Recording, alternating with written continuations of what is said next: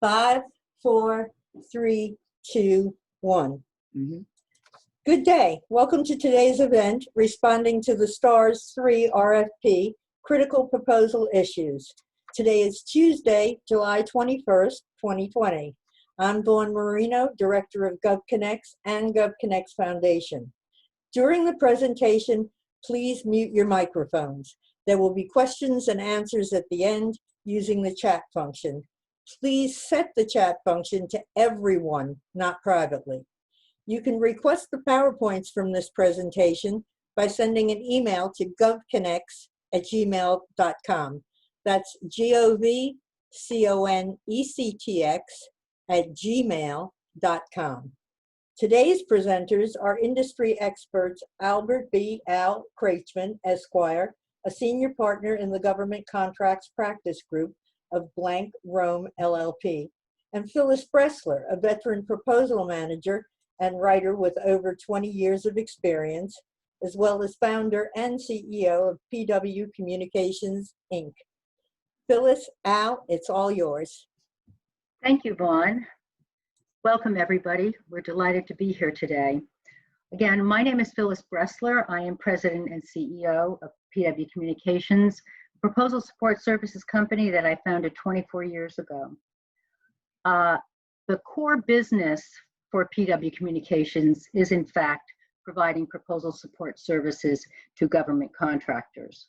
We provide everything from strategy and capture to proposal management, writing, subject matter experts, graphics, production, all of the different elements that make up submitting a compliant, well-written, and persuasive proposal. I am honored to be here today with my very dear friend and colleague, Al Krachman from Blank Rome. Al? Thanks, Phyllis, and thank everyone for attending. We very much appreciate your taking the time to listen to our thoughts about the STARS III proposal. I'm a partner with Blank Rome. I have been practicing in the government contracts area for about 38 years. Began with the General Counsel of the Navy, served with the Department of Treasury, and have been in private practice for longer than I'd like to think, but have had vast experience across all sectors of the practice. Our firm is about 600 lawyers. We have 20 people that do nothing but federal contracts and grants, and we advise all sizes of contractors across the full spectrum of federal contracting, federal grants, everything from bidding organization to contract closeout. We think that this will be a very valuable review for anyone looking at this solicitation. We have handled protests involving these large GWACs, and Phyllis and I have a lot of lessons learned and other recommendations to share with you. Finally, I'll just note that Blank Rome, while we're a large firm, we have a specialty in small business, and we have a rate structure that goes along with that, so that we are very competitive and can advise small businesses at reasonable cost. So with that, let's go to the next slide on the topics, and Phyllis, why don't you take us through that? I guess we have one more slide to go. Yes, the topics we're going to discuss today will be the various amendments to the original solicitation, some of the pre-proposal conference points, that the video that has been is posted on the betasam.gov website for the solicitation. We're going to talk about general proposal, important elements of submitting a compliant proposal, which of course would include a compliance matrix, and the preparation issues. We'll talk about team reviews, the various elements to ensuring that your proposal is on its way to becoming a fully compliant submission. And there are very unique elements of the solicitation that we want to make sure you're made well aware of. so there's no oversight in your submission. And I'll just add that in addition to those points that Phyllis mentioned, we're going to talk about avoiding pitfalls, avoiding summary rejection of your proposal, which is something that the RFP makes clear in terms of mistakes that you can make that will cause your proposal not to be determined to be technically acceptable. We're going to talk, and then we're going to talk in addition about writing to the award standards and what's important for purposes of the very few pages of actual narrative that you can generate that's not in a form in this particular solicitation. We'll mention the red team. We'll talk a little bit about protests. Hopefully there will not be one, but the history has suggested otherwise on some of these large GWACs. And then we're going to finish up with some lessons learned. So next slide. I'll take it from here.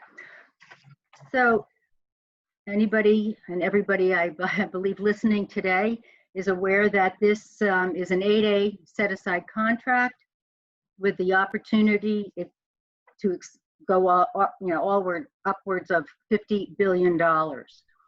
5 years plus 3 plus a possible another, you could be supporting this for up to 13 years.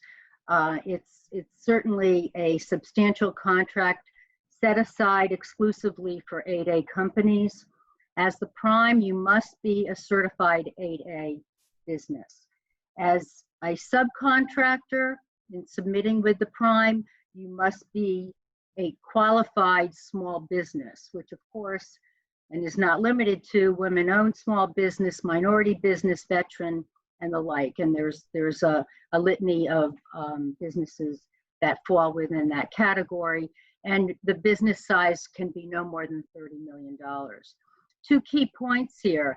There are 2 sub-scope areas that we'll go into detail with in the few slides up. And these are very important for anyone looking to prime on this. Obviously, the emerging technology and the OCONUS. If you have experience within either one or both of those areas, it is our humble opinion that it will certainly give you an edge in your proposal evaluation. Next slide. So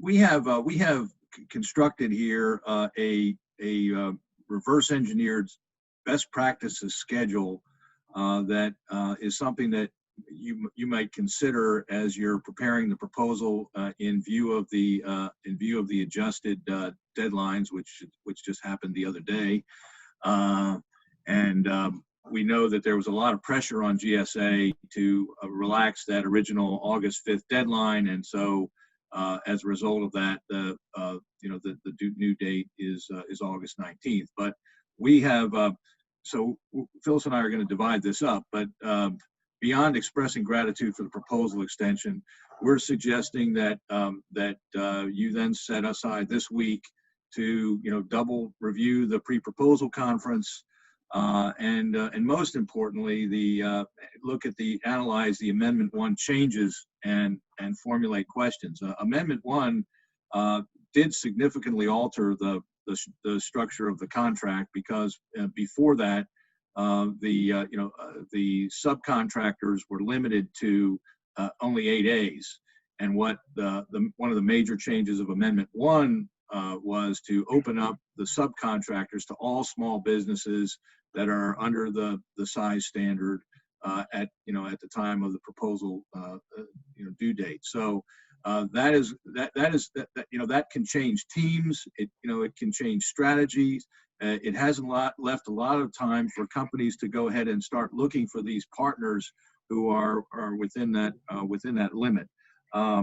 The other major changes we're going to talk about as we go along, because they're captured by provisions in Section L.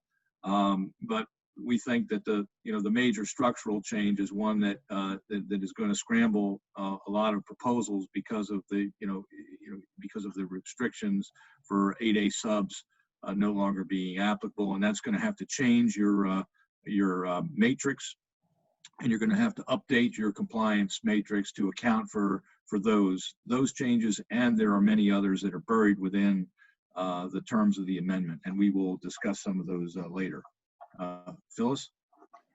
So foremost, it is imperative that anybody or any joint venture, any prime, you must register on the portal site. That it's just so important. We'll be stressing this probably frequently throughout this presentation, because this is an electronic submission. The portal is the only means by which you can submit your proposal. And the portal site will in fact shut down at 3 p.m. now that there's been an extension to August 19th.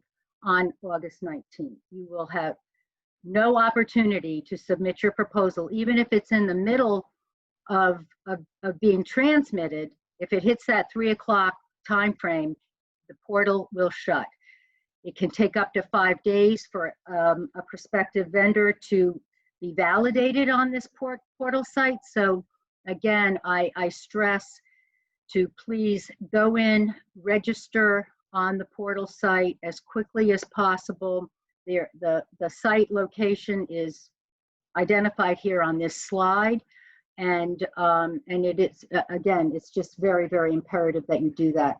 So this morning, there's a couple of other things. Deadlines for questions, things like that are July 25th, and this morning on betasam.gov was noted there are 2 pre-proposal conferences that have been that will be presented.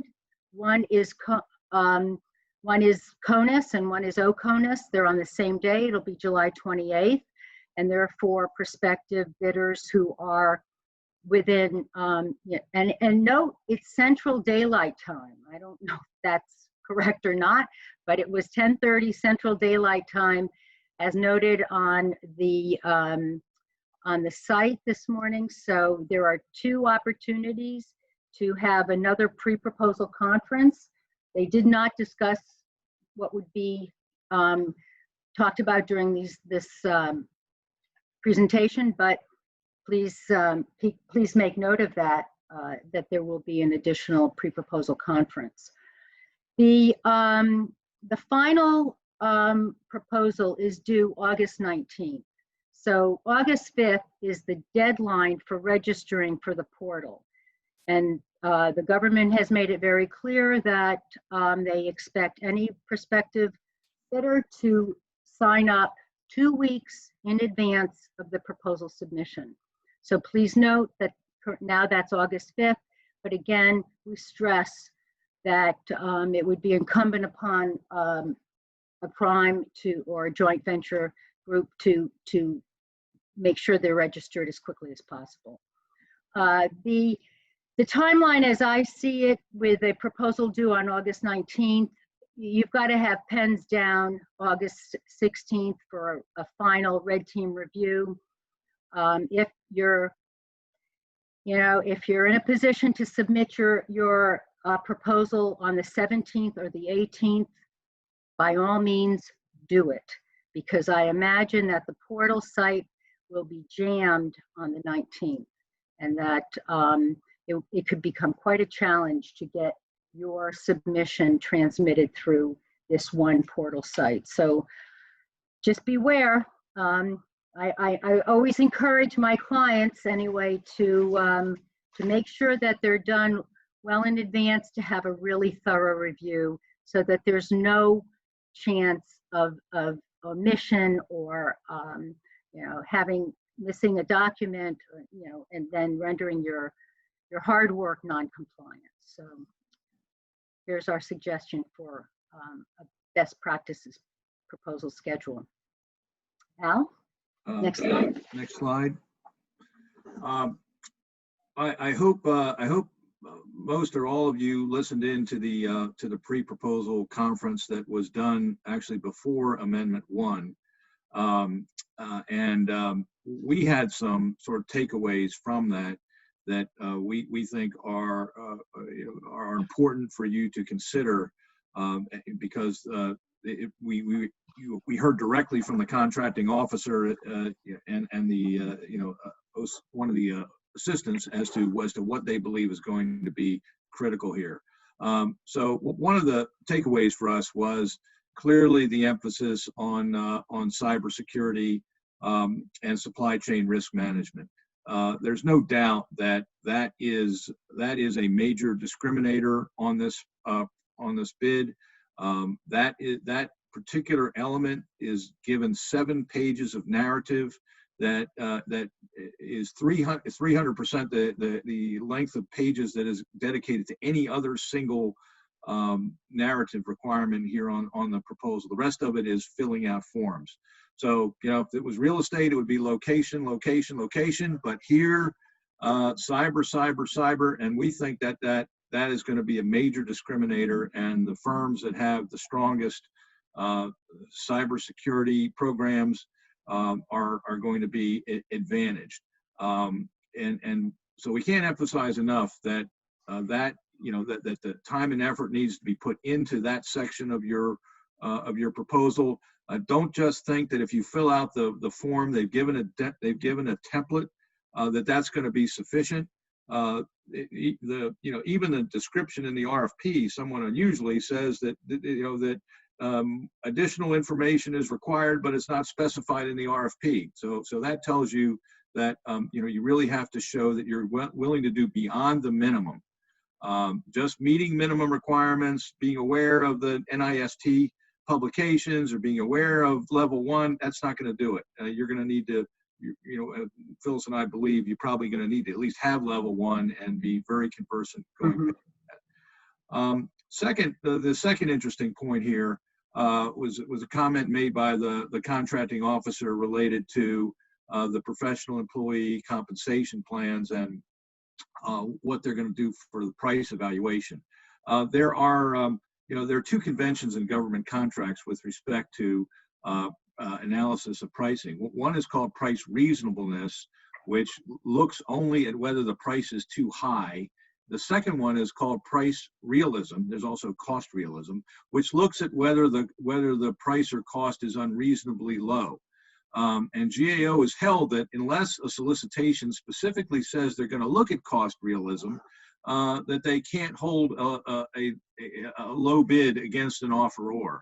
And interestingly enough, in the price evaluation section of this RFP, it does not refer to cost realism. It does not say that they're going to look at the realism of your prices or cost. However, if you look at the incorporated FAR provision related to the professional employee compensation plan, you will see that FAR provision talks about cost realism, talks about the problem of underbidding your professional services cost, and suggests that it will be looked at. So you need to be really careful with that, with 2 things. Obviously, your pricing, because the price is going to be measured on whether it's too high, on labor categories. But also, when you get to the professional services, the professional employee section, you've got to realize that there actually is a cost realism within that sub-element. So it's a very unusual combination where price realism isn't looked at for the overall award, but it's buried within one of the elements with respect to your professional employee compensation plan. Third point, Phyllis mentioned this. I completely agree. There's no question that there's high value in the subscope areas, and I would argue that probably the first one, which is the enhanced technology area, is probably the one of greater emphasis. They want capability for OCONUS, which you need to provide and deal with the special pricing that's going to occur there. But I would say that there's high, they made clear that there's high value in those subscope areas. We'll talk a little bit about the rep and cert requirement. there's many special issues that occur if you're going to bid here as a JV member. Not only do they require reps and certs for each JV member, but they then require you to submit your proposal with a combination entity. So all of your pricing, everything else has to be on behalf of the JV. We'll talk about that in a little bit more detail, but if you're going to be proposing this as a JV, there's heightened compliance that you're going to need to focus on. I think the conference mentioned some of those points. Going back with respect to the professional employee comp plan, we'll talk about this in a moment too, but this would be an example of a solicitation requirement that should be in your compliance matrix, because you don't want to miss the fact that buried within the form for describing what has to be in the compensation plan is a requirement that you explain your methodology on how you got there. You can't just cut and paste something from the internet that's generic. You actually have to go into your methodology. And from doing protests for 30 some years and trying to defend proposals that varied, and also attacking others that we felt were deficient, this is one of the wide open areas where if it is challenged, or if you do get protested, someone could say, well, wait a minute, you didn't adequately discuss your methodology. And if you don't do that, you're going to be downgraded. So be sure that you don't miss that point, as well as others in the instructions. And last, the other message that we thought was a takeaway from the pre-proposal conference was related to the ability to provide set-asides for hub zone SDVOBs and the other categories that are mentioned. They are clearly planning to issue set-asides to those preference groups, and a proposal that includes a small business that meets those subcategories is going to be more attractive to GSA, and is going to be more competitive and have higher value in the long term. Now, certainly there are abilities to add those in after award, but you saw that they're going to be making rolling awards, and a team that includes these subcategories is going to be more attractive to GSA for an initial award than one that does not. So, Phyllis, did you have any other thoughts on that, takeaways? No, I think you covered it pretty well. And with respect to the first bullet on the CMMC and the Scrum, we're going to talk about that a little bit further into the presentation, but just generally speaking, certainly the CMMC is going to become a standard item in all RFPs being issued under the federal government. So what they're trying to do is just to protect themselves. The CMMC has been taking a while to become official, but there are standards in which a company can follow and until it becomes official, and they're just covering themselves to make sure that when it does become mandatory, that this particular solicitation will fold into the CMMC requirement ultimately. So next slide. Next slide. So the compliance matrix. This is a really important tool that should be, everybody responding to this bid or any bid in general, formulating a compliance matrix which is built upon all of the various requirements within the solicitation. Every single document that has to be signed, whether it's from sections J, L, M, K, the list goes on. Obviously, all of us here today understand that a federal RFP is, just chock full of all these, it's like vegetable soup. But but generating a document that will enable you to check off every single requirement is going to make your life a lot easier. And in fact, I think that they've done a pretty good job of really laying out every single requirement that you have to think about before you make that submission. There are various sections in L. They have tables that have identified all of the documents you have to make sure are signed, the page limitations. Very, very informative. And by creating this compliance matrix yourself, you know exactly what you have to do. Now, I always have said it's important to designate somebody within your organization or maybe one of your team members that really just takes a close look at this and does the final checkoff, a fresh set of eyes. This along with reading other, some of the documents that are going to be submitted. This requires a lot of hyper attention to detail. You have to make sure that documents are signed. If you're using the past performance citation J8, those surveys must be signed by an authority within the contracting office. That takes a lot of time to get those people to sign these documents, get them back to you, make sure that you have them on hand in order to submit them with your proposal. The same is true with subcontracting agreements. You have to have every subcontractor that you're engaging with must sign a subcontract agreement. Again, this has to be managed depending on the number of subcontractors, and given all of the other material that you've got to submit, getting signed documents and getting them returned to you is very time consuming. So I bring this to your attention because these are the kinds of things that can get lost in the shuffle, and your proposal will be non-compliant if those documents are not signed. The other thing that you want to think about too is with your past performance surveys, which if you have to submit these to the contracting office for signature, again, you got to make sure you get them in advance. Otherwise, you can use your CPARs.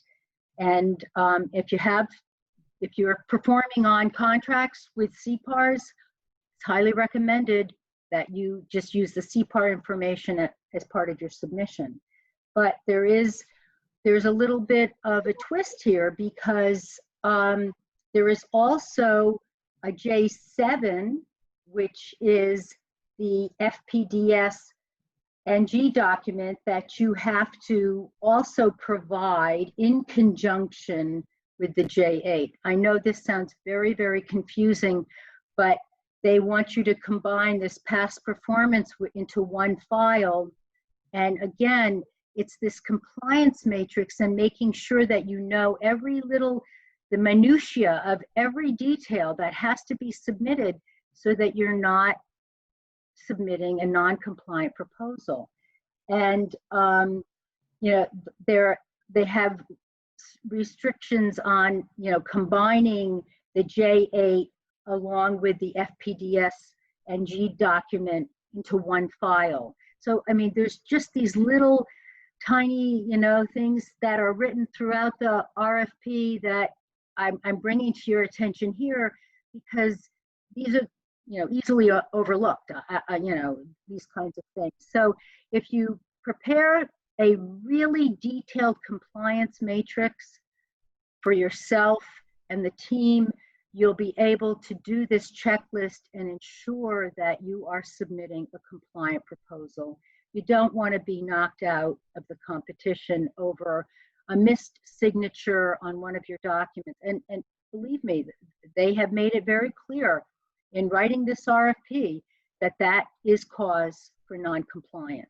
So, without becoming obsessive about it, I just, I want everybody to be well aware of of a lot of the little details that are required in submitting your proposal. And, you know, Al, I can Sure. turn it over to you. The last point on this slide relates to the joint venture structure. You know, many firms have decided instead of using a subcontracting approach, they would rather pitch as a JV, that's a valuable strategy. Interestingly enough, in this particular procurement, some of the benefits of the JV structure have been reduced by the statements in the solicitation about giving equal credit for the subcontractor's past performance and experience. Historically, that was one of the main reasons why you would form a JV, which is that you wanted to be sure that the entity got credit for the past performance and experience of both partners together, and that hadn't really always been done when there was a prime subcontractor situation. But here it looks like it's been equalized. But if you are going to do a joint venture, not only do you have to comply with the SBA regulations on joint ventures and what must be in the agreements, but you also have to comply with what's in this solicitation that modifies or enhances the JV requirements that are in the SBA regulations. And then third, you actually have to get that JV agreement approved by the SBA, before award. It does not have to be approved before the proposals go in, but it has to be approved before award. So, we would highly recommend that firms that are planning to do JVs, get those agreements done and get them, make sure that they comply with STARS 3. For example, one of the detailed requirements that's in STARS 3 that's not in the SBA regulations is that the JV agreement actually, designate who has signature authority on behalf of the JV. That was added because of a protest case that was litigated several years ago, when that became an issue. But so you have to look both at the SBA regulations, and I can tell you, having done these joint venture agreements for firms, it's like hitting a dime from 50 yards. There's 15 different requirements that have to be in the joint venture agreement. The parties, of course, have to reach the business deal, that would support that. But you need to look at those SBA regulations and the STARS RFP to be sure that you can check all of those boxes for having a qualified joint venture, and then that joint venture agreement has to be in the proposal, but it doesn't have to be approved until award. So there could be changes that occur during the evaluation period that you might have to pick up, but just try to get it in and approved as quickly as possible. Next slide. Phyllis made mention of this, and we just to talk about this very, very briefly. As it relates to the compliance matrix, in some ways, we hope that you can use this presentation as at least part of a compliance matrix, because we've tried to go through and flag some of the most critical points. We don't say that we've got everything here, but we wanted to be sure that we caught the ones that were that jumped out at us, and so this presentation in some ways is part of a compliance matrix that you would use, but you need to go through it further to pick up the additional requirements. Having said that, in somewhat unusual fashion, this RFP comes right out and tells you, the mistakes that you can make that will cause the proposal to be rejected. And I use the word summarily rejected, meaning that it won't pass the acceptability review. And when we get down to sections L and M, and specifically section M, when they describe how the evaluation is going to occur, you'll see that there's a two-phase process here. One is a review for technical acceptability, or well, just sort of compliant acceptability, and then if you pass that, then you go into the the analysis of the technical past performance, and pricing and responsibility factors that they're going to look at in terms of who gets an award. But if you don't get past proposal compliance, you're left out in the woods. You'll never get to that second stage, and then you might, if you have a disagreement with them, then you might have to file a protest. But so the RFP itself notes 5 different ways that you can buy summary rejection. I call it the summary rejection bin. So they just tell you, do not make your award contingent upon receiving award in one of the sub areas. There's 2 sub areas. They're optional. We think it's going to be smart to have the capabilities to offer on both, but don't try to say you only want award if you're going to be given sub area 1 or 2. That will get your proposal rejected. L4. Phyllis mentioned this. This is just being sure that everything is there. All required, all required forms are there. If you're submitting an REP, you have to have past performance. If you don't have past performance for an REP, you're going to be rejected. So you've got to, you've got to submit all the items. It flags again the requirement that that you submit a copy of an approved mentor-protege agreement. And interesting there, the solicitation uses an unusual term. It says that you have to also show clear and convincing evidence that the SBA has approved it. It doesn't identify an SBA form. It doesn't say what that is. In law, clear and convincing is the highest standard of proof that's required. Whether they want a blood test, it's very unusual that they haven't gone out and said, well, we want a letter from the area director saying that it's been approved. I mean, that would seem to be obvious, but it's an unusual formulation that they've used.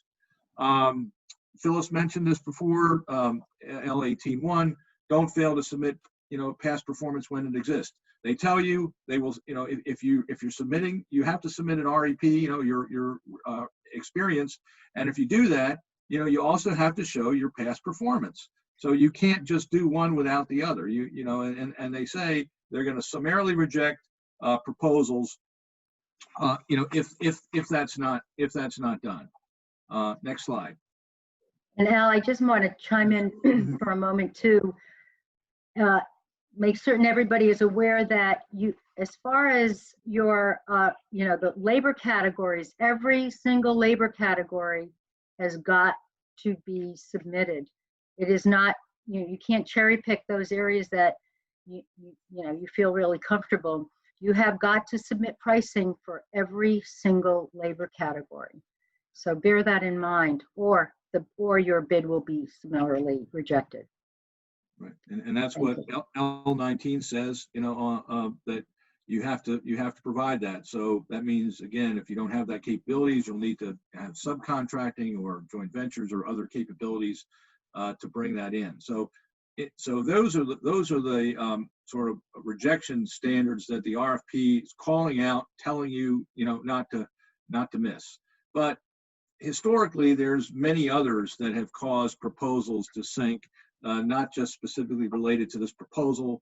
And since we're talking about preparing proposals, just wanted to bring these to your attention so that when you do your red team review, your red team is asking themselves and the proposal team, how have we done against each of these tests?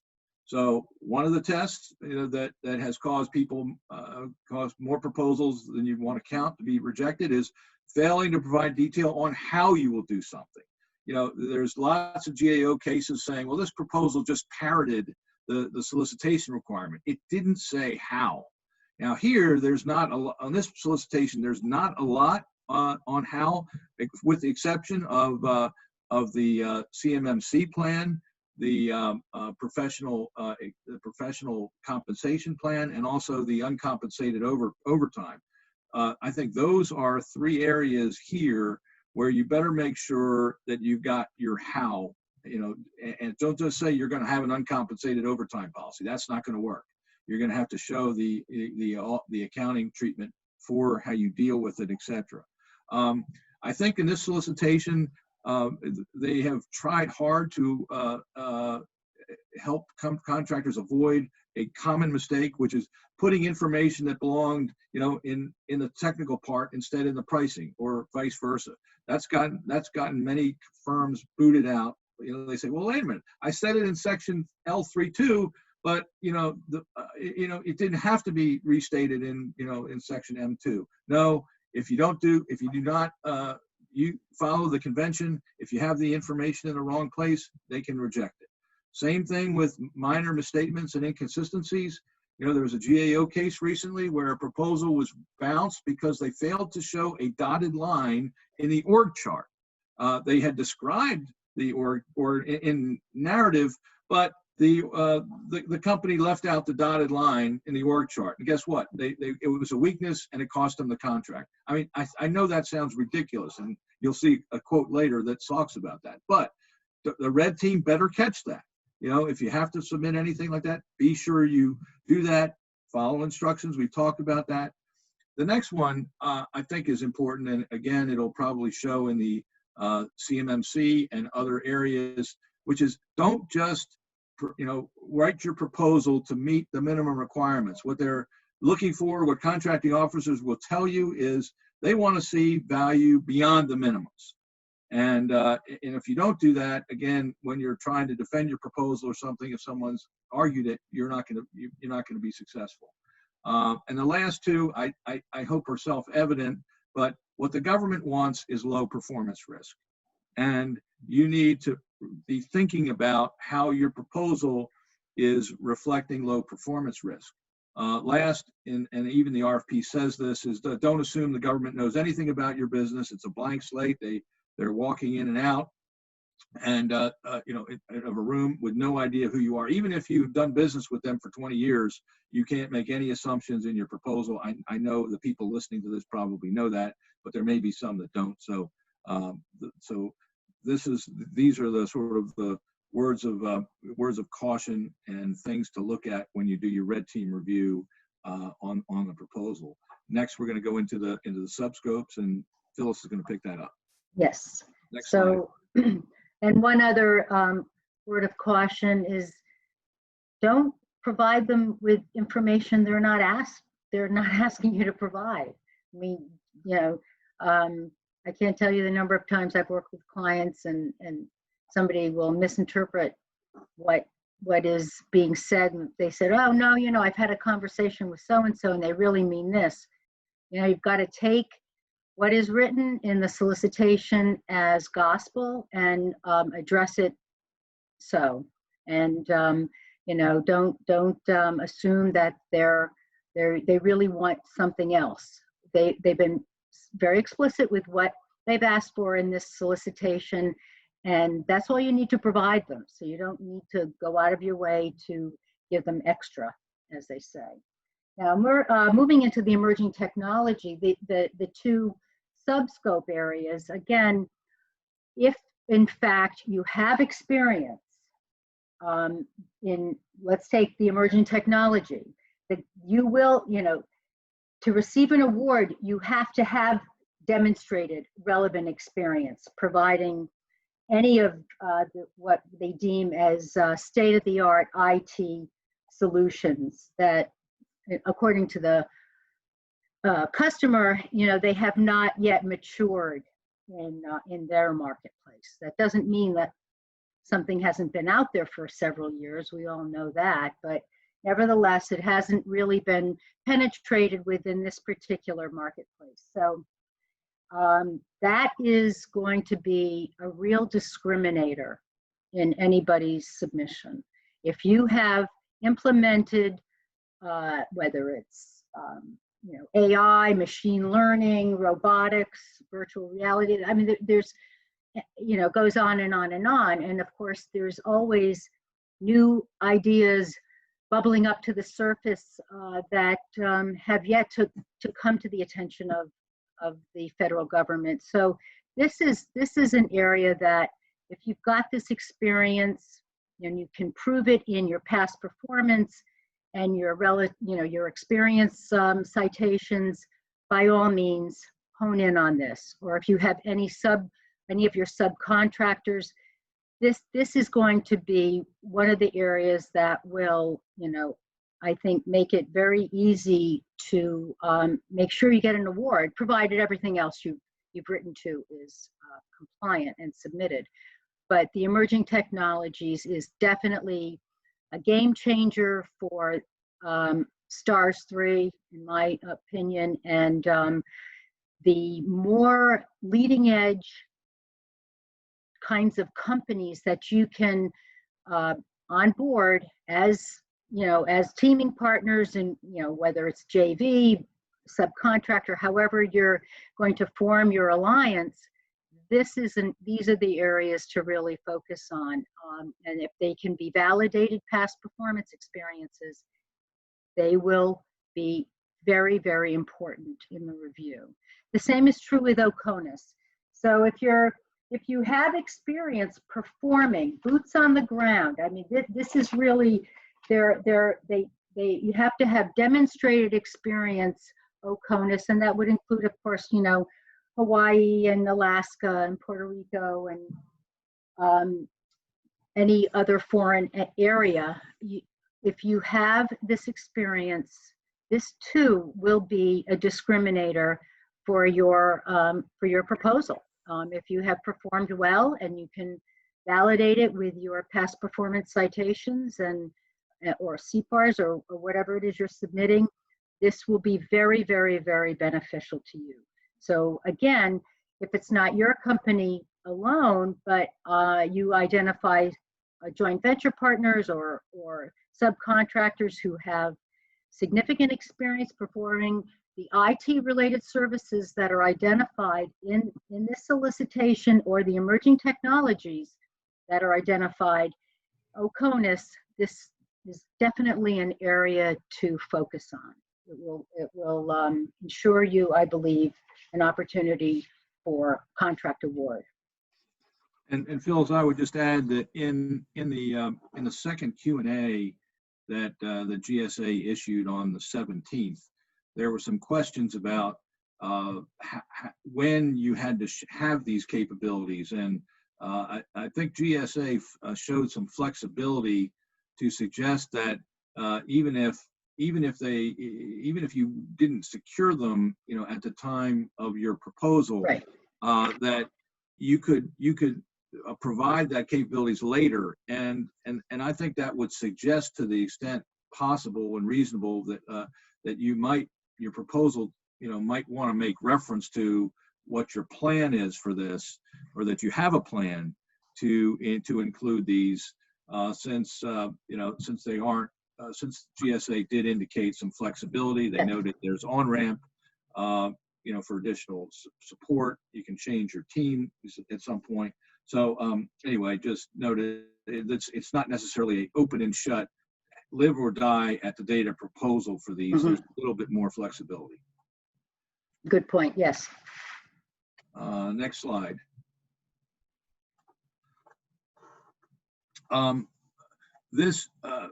We've talked about this proposal preparation throughout. I think the points here are mostly self-evident from your review of the RFP. We just wanted to put these placeholders in here again, because just to emphasize that if you're doing your compliance matrix, these would be things to double check, because the failure to use aerial, if you use aerial size 12, you die. Okay, as ridiculous as that may seem, or 8. What happens is the companies tried to have in past protest cases, they've tried to get away with shrinking more, using a different font, and believe it or not, those types of mistakes have resulted in proposals being rejected. It's like it's not advisory, it's a mandatory, and and you could end up losing it. So take it strictly. I think we've talked about the subcontractor agreements, the additional set of reps and certs. Note that not only do you have to have your SAM registration, Section K, your normal SAM registration, Section K, reps and certs up to date on file. But you also have to have those additional ones that are in J10. So don't miss that. And then that's for any subcontractor as well. Yes. And the employee comp plan and uncompensated overtime policies are very important. I mentioned them earlier. Read the FAR sections dealing with the both employee compensation and uncompensated time. The employee comp plan, makes clear that that their problem with that is the old when one contractor takes over for another and puts in his proposal that it's going to end up paying the professional employees 20% less on the new contract. The government is no longer assuming that everything is going to be rosy and will be in reality. They've been burnt enough times to realize what happens when a successor underpays an incumbent, and it's not a good picture. So I think they've tried to deal with that, and they've tried to deal with the problems that happen when when you have the your pitched labor rates, and then you've got people that are working extra hours beyond that, and the fact that distorts the hourly rate, and there can be a delta between what people, what contractors pay their employees and what they're asking the government for, and they've caught on to that also. So you need to be aware of those. And again, our firm is in the business of helping companies with labor issues like this, and and can advise on them if needed. Next slide. Phyllis? Yes, so the proposal, the submission, as most of you are probably aware, is separated into 4 separate sections for evaluation purposes: the technical, the past performance, pricing, and responsibility. So the past performance, again, is just so very, very important. And one of the areas is making sure that you have all the signed documents. Not to eliminate also the fact that all of your subcontractors, which you see L10.3, is a list of how you should prepare your subcontracting agreement. They have to be small businesses, and they have to be signed by an individual with authority within that company. But back to the past performance, this whole section is one of the 4 evaluation criteria. So if a CPAR is not available, you're going to have to use that J8, and that's got to be submitted to the contracting office and get the designated signature authority for it, and returned back to your company. And your company is ultimately responsible for submitting any of the signed J8s, the past performance surveys that have been sent to any of the contracting offices.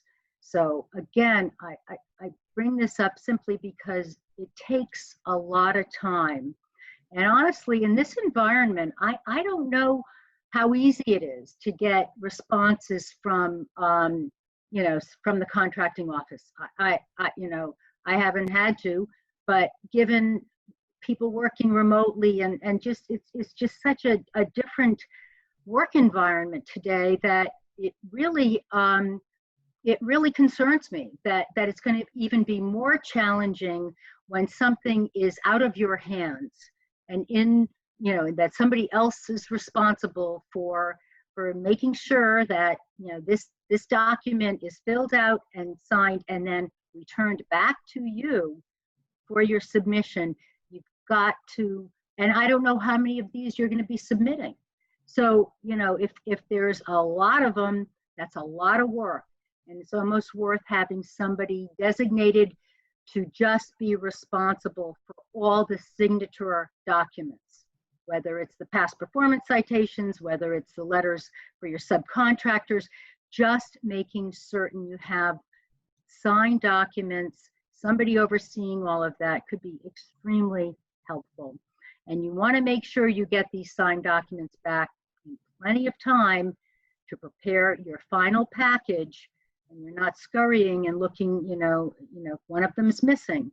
I know I'm harping on this, but I've been down the path far too many times where, it's the 11th hour and it's very, very challenging. So I would get on this immediately if you've identified what past performance citations you're looking to submit.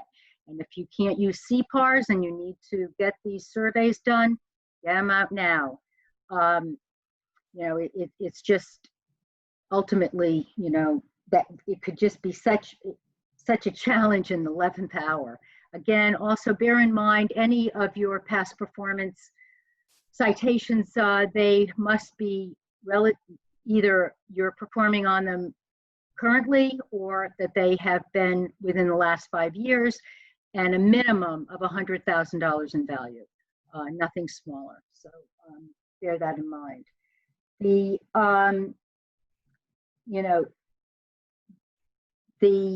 Again, the pricing categories, every labor category has got to, you have to put a number in there for every labor category. And one of the evaluation criteria again will be, whether or not these prices are realistic and make sense. And that can take a lot of time too. So you want to, look at all these various categories. They have everything from journeyman to subject matter expert and a couple in between. So you really have to look at how you're going to price to become competitive and make sure that you can be profitable if in fact your company is selected. These are locked in prices. So just keep that in mind as you proceed with submitting all of this information. Al? Sure. Next slide. All right, I think we've referred to this several times before. We talked about how it was highlighted in the conference, and also how they thought this is the longest narrative, free-form narrative that is required or permitted by the solicitation. Now, if you open up J11, you'll see that it contains I'll call it a go-by, an outline of what they want to see in terms of your plans, your recognition, and also if you look at it, you'll see that it includes a list of the various statutes and regulations, the NIST publications that go on for almost a page that they're going to look at. If you're going to invest a significant time in one part of the proposal, this is the one. And your narrative and your J11 attachment, need to be gold plated, because that's the confidence. They're going to want to see that confidence level. Of course, the other reason, of course, is that GSA expects DoD to use this, and CMMC is primarily a DoD initiative now, but they want a lot of DoD business running through the schedule. They make their 75 points, and this is the name of the game. So make this a gold-plated response. Do whatever you can to move heaven and earth, between now and when you have to proposal in to harden your systems. We know it takes an investment, and this has been an item of significant consternation in the small business area, because as an 8A and here with a $30 million size standard, many small businesses just don't have and haven't had the resources to build out their compliance to begin to meet this. And I was at several conferences visiting with DoD officials. Some of them said, well, we're going to pay for this. Others said, no, it's just a cost of business. There's going to be a shakeout. We're not going to do business with anyone that's not in compliance. And so, they just need to get with the program, get the necessary investment, or get as close as they can. So, And- so this is, this is a, as Phyllis mentioned it, we talked about it. This is a criminal a central discriminator. You want to be careful about criminal activity. They mentioned that later, that there can't be any misrepresentations or miscertifications in anything that you say. So that's the CMMC. And I'll chime in for one moment too. Bear in mind, if anybody listening is a cleared contractor, I'm sure you're following all of this as it is. I know we are. We're a cleared company, and you have to make sure that the level that you're, if you are in fact actually holding collateral, this is going to your CMMC requirement. You're going to be probably level 3. If you're just personnel, CMMC level 1 is probably more than adequate, is what they're looking for.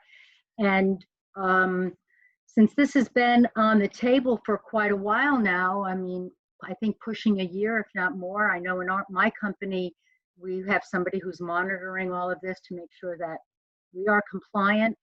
Doing the audit and see where you are at the current time, and then what you have to do to fill in any gap for your, certification when ultimately they have identified what the criteria will be for certification.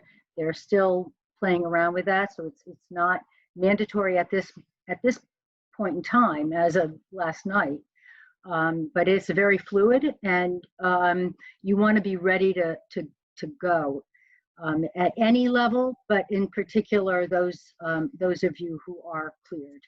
And obviously, if you're cleared beyond secret, we're top secret, or if you have SCI, it's going to your responsibilities will be significantly different too. Just wanted to make sure everybody's aware of that. Okay, next slide. Al? Yes, I think we referred to this again, but just to restate it, that you have to comply with the SBA's joint venture regulations. In terms of the joint venture agreement, we have a number of firms that are going into joint ventures and also doing LLCs, using the LLC as the bidding entity. And when firms do that for liability limitation purposes, it's a good option to look at. You then have to be sure that you got, not only does your joint venture agreement have to comply, but for firms that are in LLCs, you need to make sure that the LLC operating agreement, is compliant also. We've referred a little bit with respect to the SBA approved mentor protege requirements. That's going to be a major vehicle here, because this will, if you're in an SBA approved mentor protege relationship with, let's just say it's a large business that has some of those capabilities for the ET or OCONUS, that could give a significant edge. We all know that there's quite a bit of time and effort involved in getting an SBA approval for a mentor protege agreement, but there's a 13-year performance period here. So if you're an 8A and not in a mentor protege relationship where there's a mentor out there that they can significantly improve your competitiveness for future task orders during the the initial 5-year base term, you might want to look at it because it would give you capability. We know, of course, that we're talking about award here of the master vehicle, right? All this is the hunting license. You're going to you get the seat on STARS 3, and then the real business is with the orders. And I should say, there's a lot in this RFP about orders. We're not talking about the ordering contracting officer. We're not talking about anything in this webinar about the order issues. Because those are mostly going to be dealt with post-award. Here we're trying to make sure that you've got our input to try to get you a seat at the table, and then we'll worry about the orders. And there's a lot in here about orders, and you need to be cognizant about that. And the point here is that, and this could be challenging, I think Phyllis alluded to it earlier, is that, if you're going to be bidding as a joint venture, they want the, all the pricing and all of the, responses to be on behalf of a joint venture. There was a comment we saw, or a question we saw about how do you do that, assuming your joint venture is unpopulated. I mean, it's just a business arrangement between two companies. There is no separate entity that is set up for that. And, I like to say that's a good question, but you have to sit there and combine all of your, you got to figure out your labor mix. You have to figure out, which REPs you're going to be using. Make a choice between the best ones, and be sure that you have you've taken the most strategic approach toward what each joint venture partner brings. If you're not a joint venture at the time you're bidding this, and you're just using a subcontractor relationship, there are slightly different considerations. It'd probably be easier since you're just talking about your rates, as the prime for many of the areas. But the RFP does make clear that that there could be a situation in which the sub is gonna fill those roles, and then they're using, you may be using their rates. But just be careful about how you approach those joint ventures. Next slide, Phyllis. So the evaluation criteria.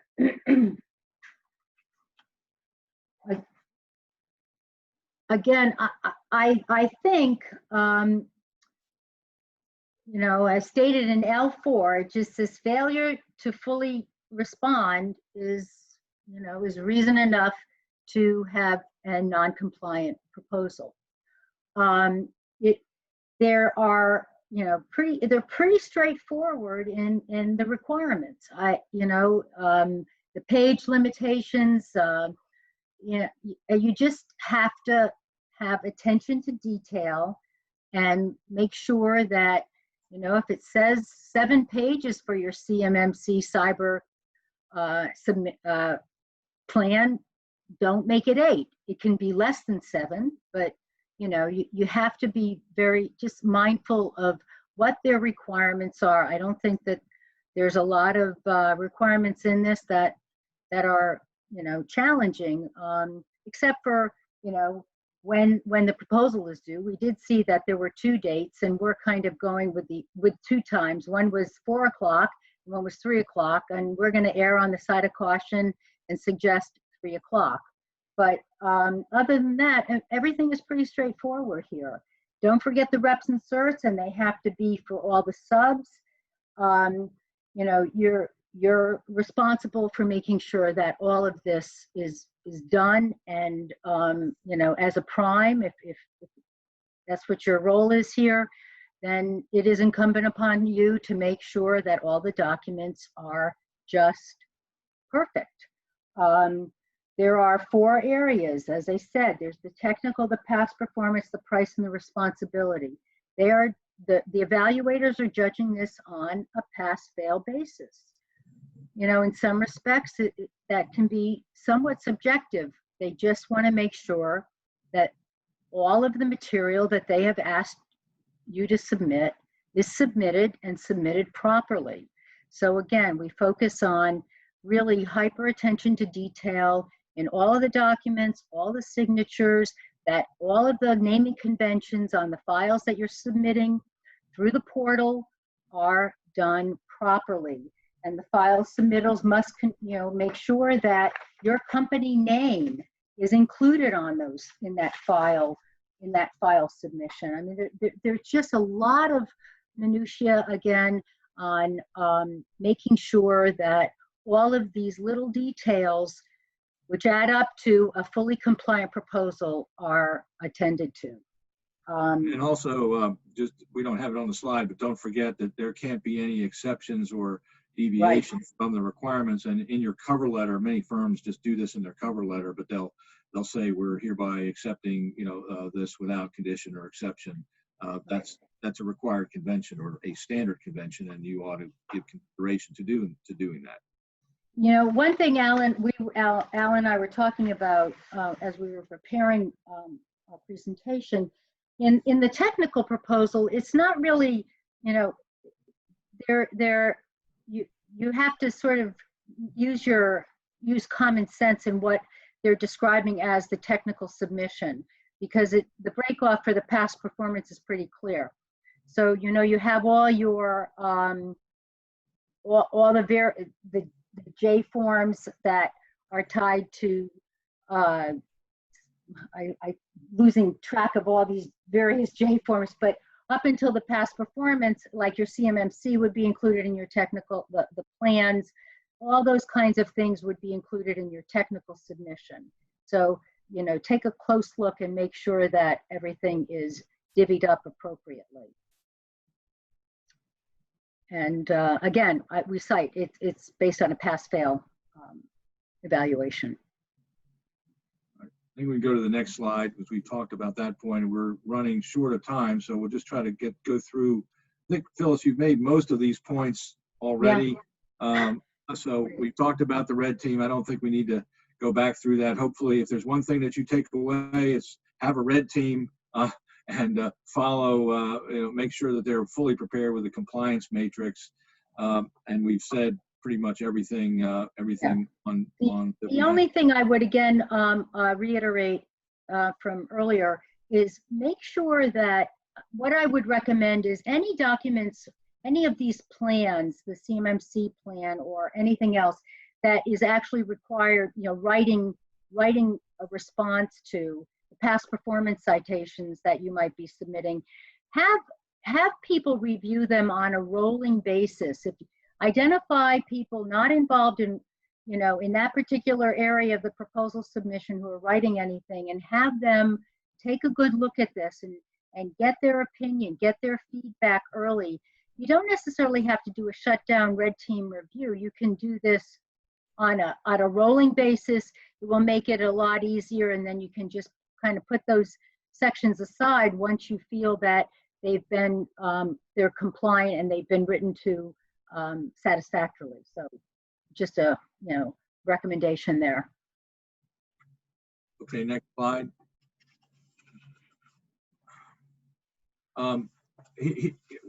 We hope this doesn't happen, but I think there may have been a slide before that was omitted. Can you just go back? There was a oh, no, okay, one more. Sorry, next. We did move that.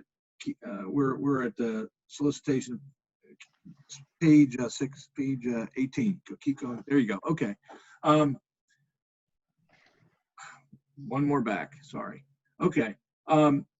If you find that that there's something in this RFP that actually that eliminates your ability to compete for it, there is an ability to try to get the agency to modify it. You can use the Q&A process.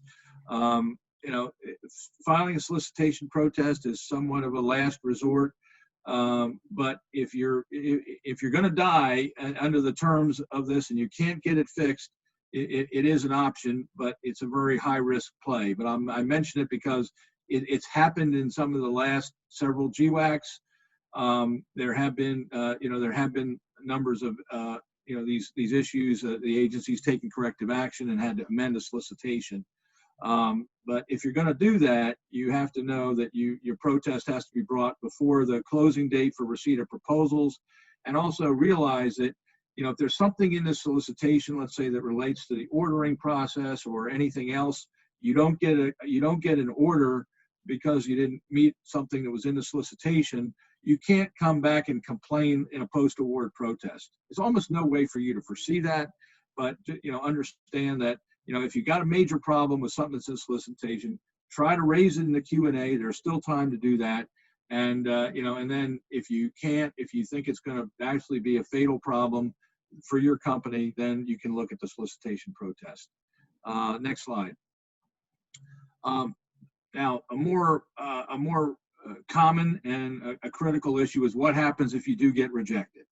The agency makes mistakes, okay? We represent companies and have successfully gotten companies back into the competition when the agency has made a mistake.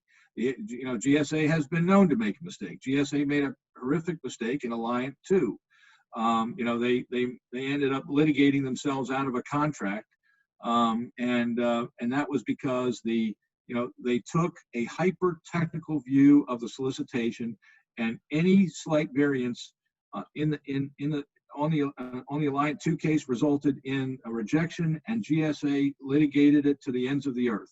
Again, they litigated themselves out of a contract at the end because the one contractor who actually got everyone else's proposal revealed that their entire evaluation process was flawed.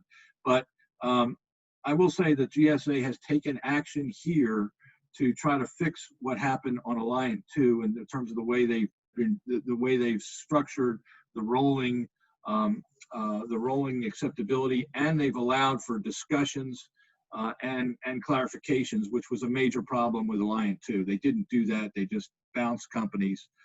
If you do find out that you get your proposal rejected, your goal is to see if you can convince them to reinstate it. That's what we help firms to do with. But then if a basis of protest exists, if they won't do it voluntarily, then you're going to decide, well, am I going to go after a seat on this $50 billion contract or not? Then you may have to file a protest. And chances are that there probably will be some, because they have happened on the last few. Request a debriefing, but don't miss your deadline. I mean, that's the whole protest deadlines vary under the regulations. The general rule is 10 days from when you knew or should have known of a basis to protest. There's exceptions to that, but in any event, if your proposal is rejected, we help firms get back in the competition. And again, it has been proven that the agency makes a mistake in many cases.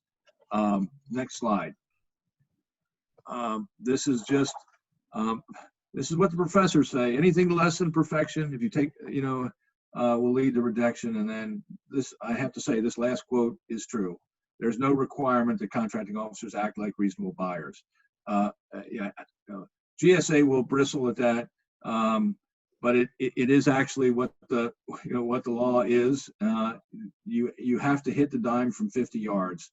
So if there's a takeaway from this webinar, we hope that we've sensitized you to all of that.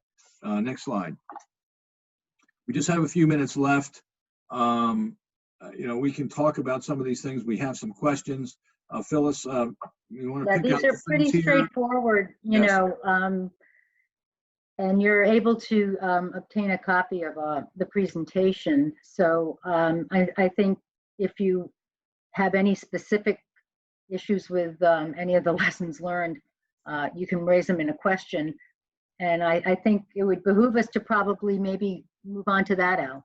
Yeah, sure. So we just ask can you reveal the questions on the sheet here, and we can on the screen, and we can see if we can answer them. We saw some of them pop up. I do not know if there's a way to to access them or recall them.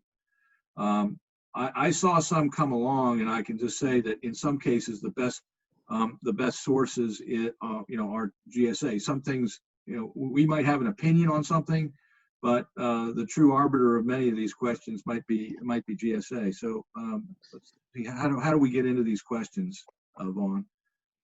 Will they appear on chat? If you have the chat box open, you can just start from the top and work your way down. There's about 6 or 7 questions on there. Okay. All right. I see the first one. Will we be able to get a copy of this presentation afterwards? Yes, I think that will be available. Yes. Yes, just shoot GovConnects an email and let us know that you want a copy of the slides, and we'll send them over to you. Regarding the question on the OCONUS presentation, I don't know why one couldn't, I think whatever fits your schedule better is certainly available to you. And you could also reach out to the somebody, you know, the contracting officer and ask. But there is, there is a link and there to the webinar along with a password and all. So I believe just if you get access to it, just, you know, plan to, you don't have to register. So it's just, you know, signing in. The next question is for a JV for the security plan and comp plan. Since the JV is unpopulated, is this from each JV member and not the JV? The RFP is not specific on this nuance. I think that's a great question. I think you know, I think that needs to go into GSA. They require, you know, separate information from each offeror with respect to the certifications, but you know, as pointed out, they want an answer on behalf of the JV. So if you're talking about, you know, the global solutions, it would, you know, it would seem to me it would be consistent to have that come from the JV. But I think that's a question that you ought to put on the portal to ask to get an answer from GSA, because we, you know, it's a good question, and it should be raised with GSA. I don't think we can answer that for sure and be sure we're right without GSA. And regarding the past performance surveys, getting them signed digitally, that too is a very good question. I would ask it if, you know, if in fact any of those, the CO or the COTAR or anybody has a digital signature available. You know, I'm not sure they do, but certainly if you can do it that way, it would make life a lot easier. I would just ask the question. Nothing was mentioned in the RFP itself. The next question is evaluation criteria. M6 is clear that a plan and timetable to obtain CMC gets a pass. However, it's not clear if an offer is required to have one of the ISO certs or other certs to get a pass, or if we can provide a plan to achieve this. I believe that may have been addressed in an answer in a Q&A on Amendment 1. I don't have it right in front of me. I don't want to take the time to go through it, but I believe that a question like that was asked, and you know, the general drift of that section was to just have you make your case about your level of compliance and, you know, your strongest case. And I think, as both Phyllis and I agree, the closer you can get to, you know, level 1 and even beyond, the more competitive your proposal is going to be. But I believe that, again, I believe that answer may have been that there wasn't a specific requirement to have the ISC certs at the time of proposal. But go back and look at Amendment 1, and there was a 7-page Q&A behind it. And as I said, I'm almost positive that somebody asked a question like that. So, okay, what's the next? Phyllis, we'll take the next one. Yeah, the past performance. So if I read this correctly, somebody actually has, you know, experience, but it doesn't tie to the NASIX code for STARS, for STARS 3. I believe that you have to. It has to be under the NASIX code. I think that's pretty cut and dry. If you're saying that the work that you're doing does relate to what they're looking for in STARS 3, there is an option to submit the statement of work that is attendant to your task order or your contract. And, you know, I believe if it ties directly to what they're looking for, that, you know, that would be suitable. Al, do you have a take on that? Yeah, I believe also amendment, there may have been a Q&A that touched on that. You know, this goes to this issue of the relevance of the past performance to the particular REP that you're doing. And I think the solicitation left some room for exactly the scenario that you could make an argument, you know, within the confines of the limitations, but that you could point to the similarity and make the case for relevance. But it's one of the weaknesses in this. And you know, every question here is a good question, and I think that I see no reason why why you shouldn't add it to the GSA template. They don't have to answer it, and we're just giving you our opinion, you know, from what we see. But I think in the amendment, if you look, there was a change made in the most recent amendment with respect to the additional information for validating work performed under a contract, and you know, by including the statement of work, or and I'm sorry, I don't recall what section L it is. It's in section L, but and again, you can, like Al suggested, perhaps address this question while the question and answer period is still open. Okay. How many past performance citations to submit? If I understand this correctly, you need to submit them to validate any section that you're responding to, and also your subcontractors as well. So whether it's the CPARs or the J document or the J8, I think it is, you need to have them submitted with your proposal to validate your experience in any of the sections, in any of the areas.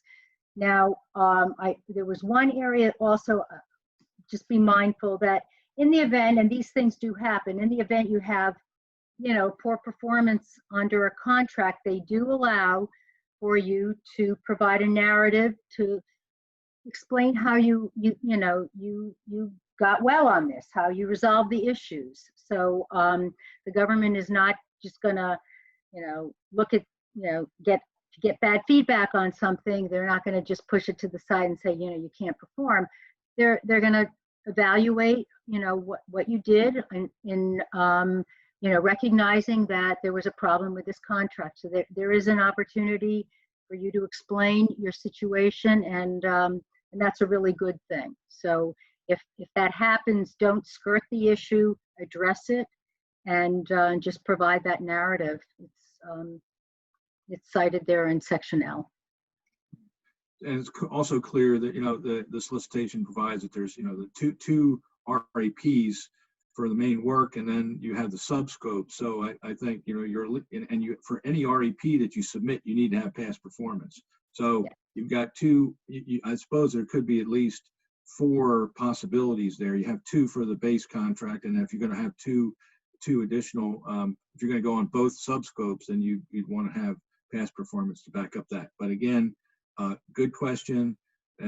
Not crystal clear from the solicitation. You know, we got a couple days left. Let's make sure all of these questions go into GSA. We've even submitted questions to GSA to see if we can get some further clarification on this. All right, let's see what we have. Another one here. For a JV, can either of the partners provide reps and PP, especially in an SBA? Well, it does say that, you know, with respect to you have to have, each of them have to submit your reps and certs.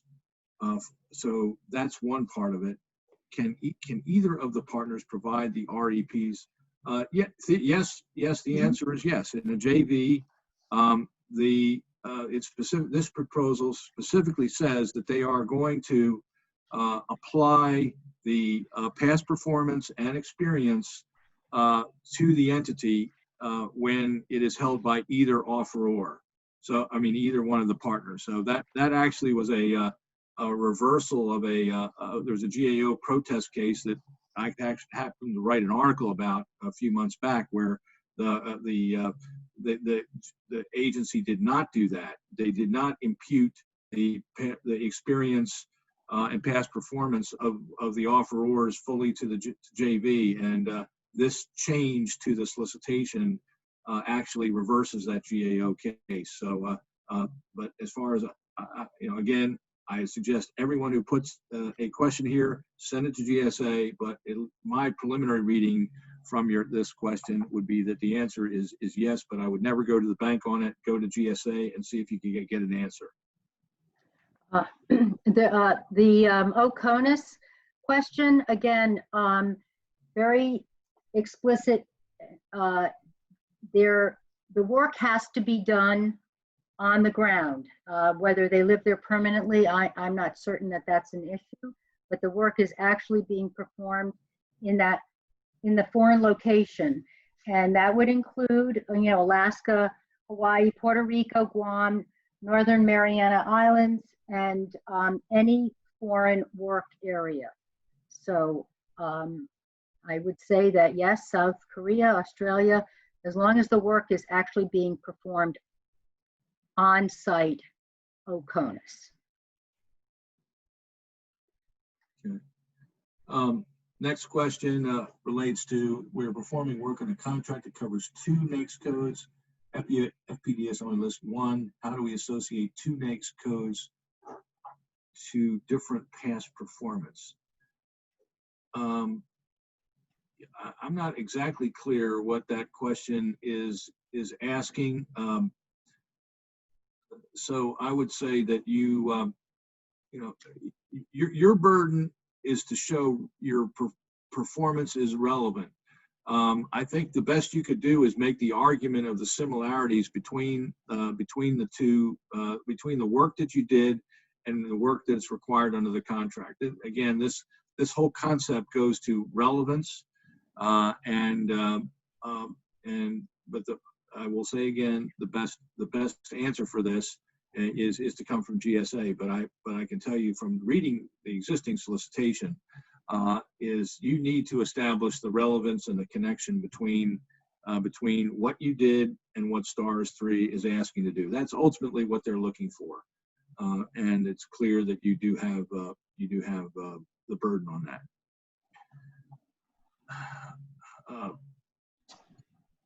Phyllis, it says, next one, thought only 2 RFPs allowed and that they should also address the subscopes areas. It says two REPs allowed. I think that's correct. And that, what is not entirely clear is the division between the primary areas and the subscope.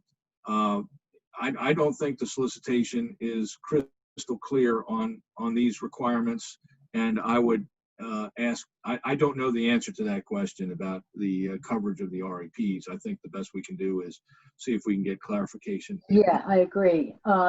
It's a good question. Because they also said that any of the subcontractors, they have to also include past, REPs, past performance on the work that they're going to be doing. So,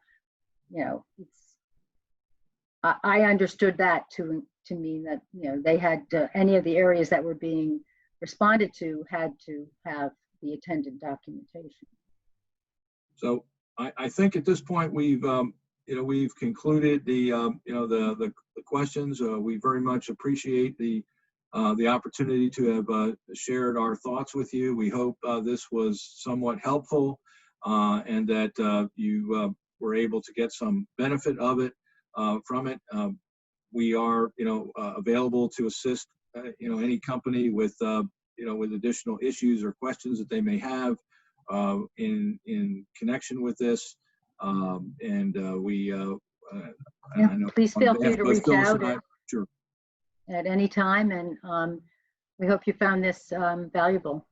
It's been a pleasure. Thanks very much. Thank you. Bye.